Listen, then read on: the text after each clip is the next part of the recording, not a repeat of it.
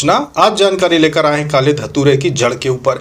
कई प्रकार के प्रयोग काले धतूरे की जड़ के होते हैं, जिनमें से एक प्रयोग आज हम बताने जा रहे हैं जो आसान है, जो बिना सिद्धि वाला व्यक्ति भी कर सकता है। एक बात ध्यान रखिएगा कि जो सारे प्रयोग होते हैं इनकी कोई गारंटी नहीं होती, ये सिर्फ आस्था से किए जाते हैं, श्रद्धा से किए जाते हैं। इनका लाभ मिलता है तो अच्छी बात है, आपको ये श्रद्धा से। पर किसी भी प्रकार के जो घरेलू प्रयोग होते हैं, जैसे कि घरेलू प्रयोगों की किताबें आती हैं, आयुर्वेदिक जो उपचार होता है, तो जो घरेलू उपयोग होते हैं, प्रयोग होते हैं छोटी छोटी जड़ी बूटियों के, औषधियों के, इनकी कोई गारंटी नहीं होती, लेकिन व्यक्ति कर सकता है क्योंकि उसको आस्था होती है, श्रद्धा होती है। तो बस वो श्रद्धा के रूप में हम ये बता रहे हैं कि आपके घर में जैसे काले धतूरे की जड़ है तो उसका उपयोग करके देख सकते हैं कि अगर आपको ये लगता है, इसमें दो चीज़ों का ध्यान रखना है। पहला तो ये, अगर आपको ये लगता है कि भाई महिला को गर्भपात होने का डर है, आपको कि भाई किसी भी कारण कोई भी हो, ऊर्जा की बात कर लें, सकारात्मक ऊर्जा, नकारात्मक ऊर्जा, या कोई भी कारण हो, किसी कारणवश या फिर किसी शारीरिक समस्या की वजह से अगर आपको लगता है कि गर्भपात होने का आपको डर लगता है, तो आप काले धतूरे की जो जड़ होती है उसे एक काले धागे में बांधकर गर्भवती महिला के जब गर्भ ठहर जाता है उसके बाद कमर पे बांध सकते हैं। और जो भी आपको डिलीवरी की डेट दी जाती है डॉक्टर के द्वारा, उस डेट के 15 दिन पहले उसे कमर में से खोल देना है आपको।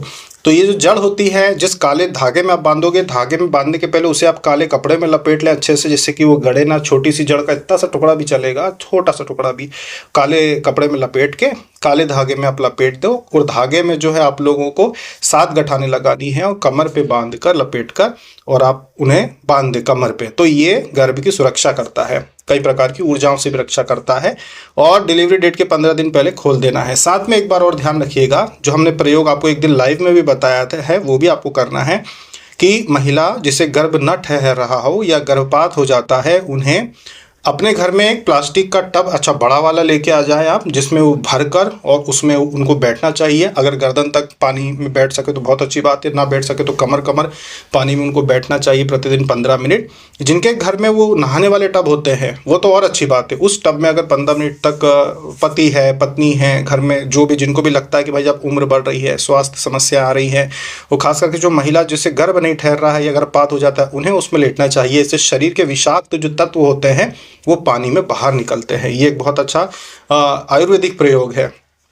तो ये प्रयोग जो है वो आपको करना है। काले धतूरे की जड़ तो बांधना ही है, ये प्रयोग भी आपको करना है, जिससे शरीर में शीतलता आती है, जिससे कि गर्भ ठहरता है, गर्भपात नहीं होता। क्योंकि खान पान में जिस प्रकार से केमिकलों का प्रयोग हो रहा है, जिस प्रकार से खान पान अशुद्ध हो गया है, जिसमें आप लोगों की कोई गलती नहीं है, किसी की कोई गलती नहीं है, ये वातावरण और ज़्यादा लाभ कमाने के लिए और आसानी से फसलों को सुरक्षित करने के लिए केमिकल का उपयोग किया जाता है। जैसे कि हमने बताया कि बिना केमिकल के अगर खेती की जाए तो बहुत महंगी पड़ती है, उसमें बहुत खर्चा ज़्यादा हो जाता है।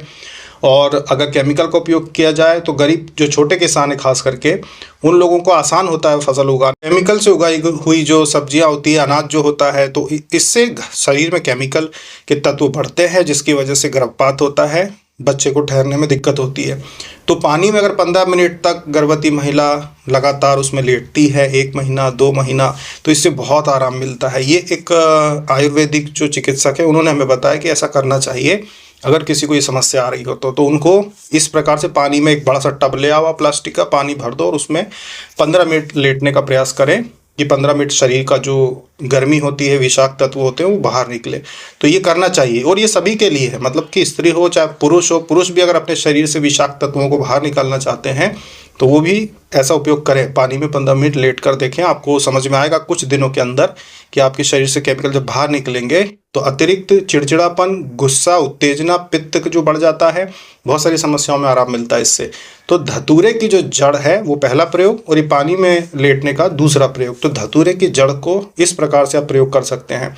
इसके अलावा बहुत सारे प्रयोग होते हैं, जैसे कि सम्मोहन में भी उपयोग किया जाता है, अन्य चीज़ों में भी, लेकिन वो हम नहीं बताते क्योंकि हम वो विधियाँ थोड़ी ना बताते हैं। वो ऐसे कुछ ऐसे षटकर्म जो होते हैं उनके विषय में हम बताते नहीं हैं। तो बहुत सारे लोगों ने हमसे पूछा कि भाई अभी आप इस विषय में तो बता रहे हो गर्भ की सुरक्षा के लिए, इसके अलावा प्रयोग बताओ। हम इसके अलावा तो प्रयोग की बात ही नहीं कर रहे थे, हम तो बात कर रहे थे गर्भ की सुरक्षा के लिए जो आवश्यक चीज़ें होती हैं हम वो बताते हैं। ये नहीं कि आप किसी पे वशीकरण करना चाहते हो, सम्मोहन करना चाहते हो तो उसके लिए आपको प्रयोग बताएं हम।